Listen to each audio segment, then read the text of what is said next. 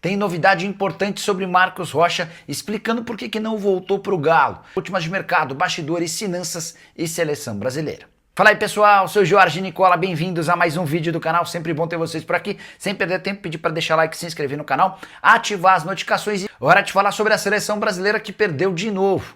Depois de perder por 1 a 0 para a Bolívia e vencer a Coreia do Sul por 5 a 0, o Brasil foi derrotado na manhã dessa terça-feira pelo Japão de virada 3 a 2. O Brasil chegou a abrir 2 a 0 com gols de Paulo Henrique do Vasco e também de Martinelli, jogador do Arsenal. A virada veio toda no segundo tempo com 2 falhas do zagueiro Fabrício Bruno, a primeira delas desastrosa.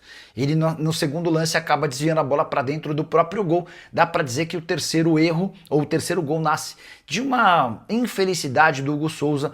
Daria para imaginar o goleiro do Corinthians fazendo algo melhor. Lembrando que a seleção brasileira não teve seus titulares desde o início da partida. A ideia do Ancelotti foi poupar alguns titulares e ver como outros reservas se sairiam. Depois do jogo, Fabrício Bruno explicou o lance do primeiro gol, em que ele erra na saída de bola e permite que o Minamino finalize completamente livre para começar a construir a vantagem e a vitória de virada do Japão. Abre aspas por Fabrício Bruno: foi um lance de infelicidade minha. Quero pedir desculpas, mas, acima de tudo, ressaltar que também não é um lance que me define como jogador. Falei sobre o Fabrício Bruno, que queimou seu filme no jogo de hoje. Dá pra dizer que o Hugo Souza e o Joeliton também não saem maiores do que antes dessa partida. Tenho certeza que todas essas avaliações estão sendo feitas por Carlo Ancelotti e companhia. Seleção que volta a jogar na data FIFA do mês de novembro contra 2 seleções africanas em amistosos na Europa. Hora de falar sobre Marcos Rocha.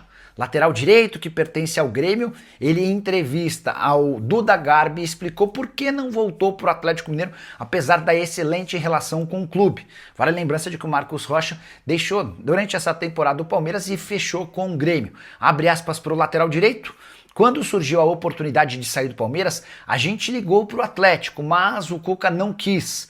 Falou que tinha 2 laterais e que não precisava de mim. Foi nesse contexto que o Marcos Rocha acabou se acertando com o Grêmio, onde tem sido o titular absoluto. Vale a lembrança de que o Marcos Rocha havia passado pelo Galo entre 2012 e 2017, quando se mudou, primeiro por empréstimo, depois em definitivo para o Palmeiras, escrevendo uma das histórias mais vitoriosas do Verdão nos últimos tempos. O vínculo do Marcos Rocha com o Grêmio se encerra em dezembro de 2026. Nessa mesma entrevista ele foi perguntado por que saiu do Atlético em 2017, quando se muda para o Verdão. Abre aspas para o Marcos Rocha: a torcida ficou brava comigo, achando que eu tinha ido para o Palmeiras por dinheiro, mas falaram que não me queriam mais. Tenho um respeito muito grande pelo Atlético, fiquei bastante chateado, pedi outras vezes para retornar e eles falaram que eu não fazia mais parte do planejamento, que eu não tinha mais a cara do time. O Cláudio Rezende, o Júnior Alonso, que aliás falhou feio hoje no amistoso entre Coreia do Sul e Paraguai. Paraguai perdeu com uma falha dele, Júnior Alonso. Vai chegar a tempo. O Ivan Roman, o Roman tava com a mão quebrada, uma fratura. Vai conseguir jogar. Como é que tá o Galo para esse compromisso de amanhã? É clássico, o último encontro entre Atlético e Cruzeiro em 2025. O outro lado do jogão, porque a Itatiaia não perde clássico. Um abraço, boa tarde. Chega mais, Rezendão. Um abraço, Thiago. Boa tarde a você, a todos que nos acompanham no clima do clássico lá do Alvinegro. O Galo pediu, né, Thiago? O Paraguai não quis liberar. Será que eles se arrependeram?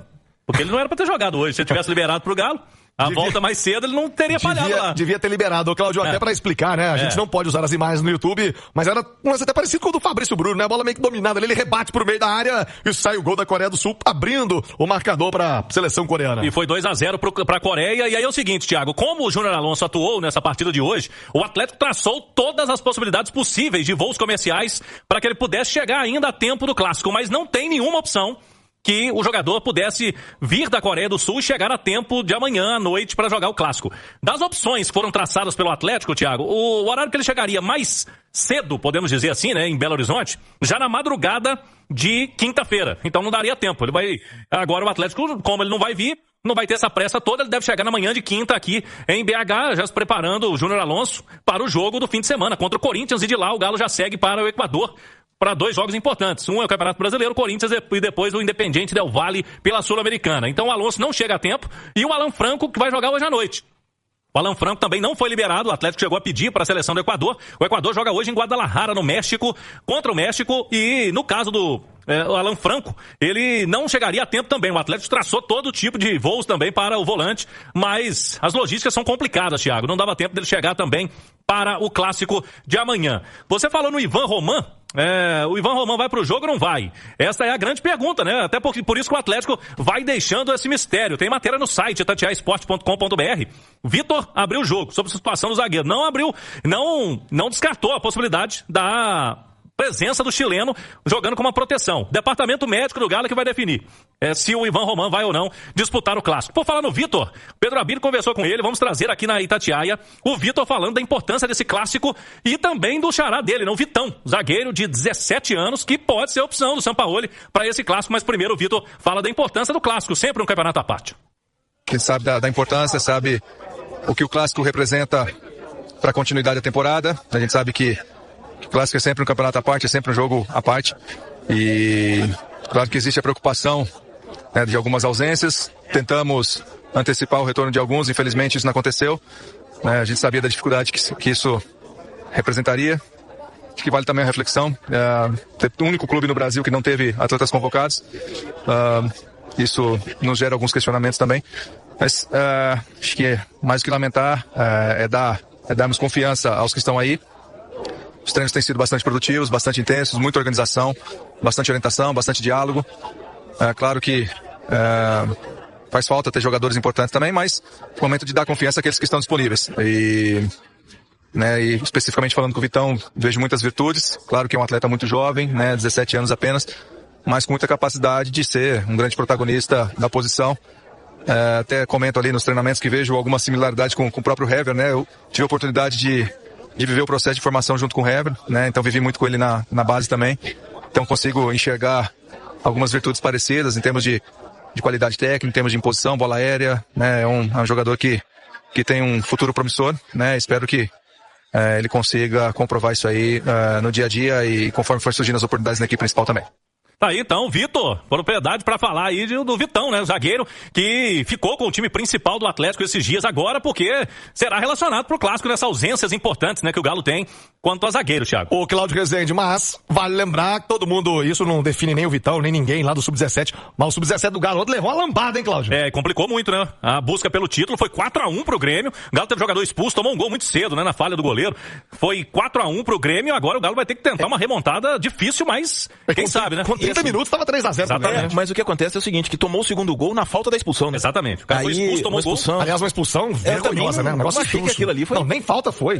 Eu achei o árbitro muito mal. Depois ele queria marcar um pênalti lá, que o menino tirou a bola. Lá salvou. Quer dizer, essa expulsão, ela contaminou o jogo todo. Fica muito difícil de você avaliar qualquer coisa. Mas dito isso, Simões, não dá pra colocar o Vitão com 17 anos pra jogar um Atlético Cruzeiro na Arena MRV de início, soltar o menino de cara. Se ele já estivesse participando, Thiago? Se ele tivesse jogado outras partidas, entrado em jogos, já tivesse vivendo esse processo. Aí ele teria 17 anos, ele teria 20, Não, a gente tem meninos de 17 vivendo esse processo. Ele ficou no banco contra o São Paulo. Isso. Só um jogo, até hoje, E ele vem treinando como profissional, mas ainda joga pelo Sub-17. A gente tem alguns meninos vivendo esse processo com 17 anos. O Cauã Prates mesmo no Cruzeiro e outros, Esses garotos que têm um potencial muito elevado. Mas que entram em times ajeitados, Simões? Não, sim, exatamente. Até hoje não tem time. Exatamente, é isso. O menino estrear num time todo remendado, Tadinho, a situação... O companheiro de zaga dele...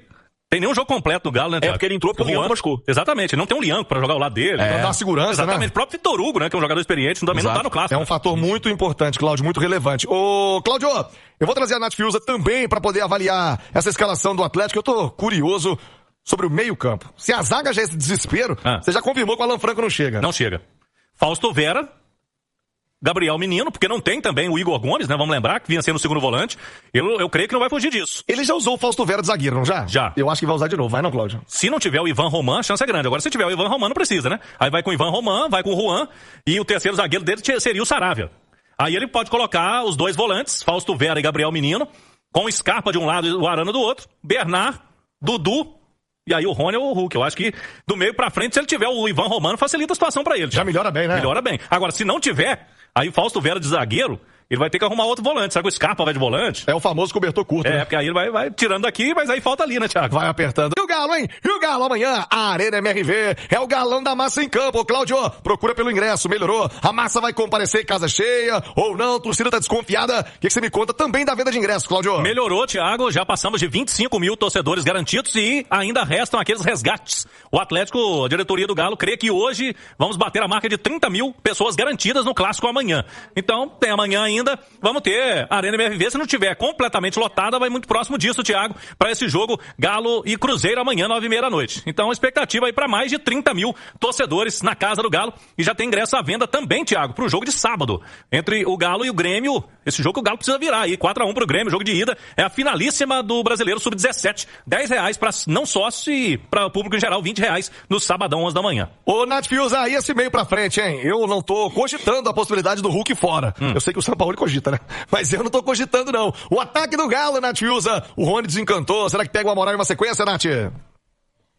Eu acho que o Rony, se ele estiver bem, né, se recuperar aí desse problema na coxa, eu acho que o Rony poderia ir pro jogo pela característica dele de ser um cara mais incisivo ali, que perturba, que ajuda na marcação também, que ajuda sem a bola, que pressiona o Cruzeiro na saída, né? O Cruzeiro que vai ter uma mudança na sua linha defensiva, o Jonathan Jesus, o Atlético pode de alguma forma explorar isso, adiantando ali o Rony pra tentar roubar essa bola já mais num campo ofensivo. O Hulk tem menos essa característica. E eu penso que quando você tem desfalques significativos na sua defesa, você precisa de alguma forma tentar equilibrar o seu time com outras peças. Por isso que eu acho que o São Paulo pode de alguma forma ir pelo caminho do Rony e não acho que ele vai tirar o Dudu, porque o Dudu tá no momento de se firmar no time, de crescer. O Dudu vai tentar explorar ali o lado esquerdo, né, do ataque do Atlético. A gente sabe que o William é um lateral que quando tem a oportunidade apoia, o Atlético pode aproveitar desse espaço. Por isso que eu acho que ele pode ir por um caminho sem o Hulk, mas vai ser muito legítimo também se ele permanecer com o Hulk no jogo, voltar com o Hulk entre os titulares, porque é um clássico e o Hulk é um cara extremamente decisivo, na bola parada, vai ser um jogo complicado. Se ele for utilizar o Fausto Vera como volante, né, ali, eu acho que precisa de um cara como o Fausto Vera nesse meio, porque o meio-campo do Cruzeiro é muito forte. Talvez ele tenha que usar de fato o Saravia como um zagueiro ao lado do Juan e entrar com o Natanael pelo lado direito, mudando um pouquinho a configuração tática que ele habitualmente usa, tendo ali, no caso, 2 laterais mesmo, né? E perdendo um pouco o Arana como um meia, mas de verdade eu acho que ele tá aguardando o Ivan Roman. Vamos ver, né? Se fisicamente ele vai aguentar com esse problema na mão. Se aguentar, já melhora bem, porque aí você pode ter de fato 2 zagueiros e ainda o Saravia como esse terceiro homem pela direita, e você pode ter o Fausto Vera aí nessa dupla da volância, né? Com o Gabriel Menino. Tá aí, né, família? Ficamos aqui com aquele giro de notícias do galão da massa, o marco do brasileiro. Então, se você ficou no vídeo até agora, não esqueça, hein? Pode ser alguma de deixar aquele like maroto. Até o próximo vídeo. Não sei pra mais. Tchau.